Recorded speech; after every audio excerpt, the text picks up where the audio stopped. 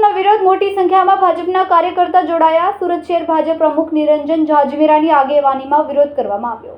સુરતમાં ભાજપનો વિરોધ યથાવત જોવા મળી રહ્યો છે. ભાજપ દ્વારા રાહુલ ગાંધીનો વિરોધ કરવામાં આવી રહ્યો છે. મોટી સંખ્યામાં ભાજપના કાર્યકર્તાઓ જોડાયા હતા. સુરત શહેર ભાજપ પ્રમુખ નિરંજન ઝાંઝમેરાની આગેવાનીમાં વિરોધ કરવામાં આવ્યો હતો. રાહુલ ગાંધી હાય હાયના નારા લાગ્યા હતા. ભાજપના કોર્પોરેટર અને પદ અધિકારીઓ જોડાયા હતા.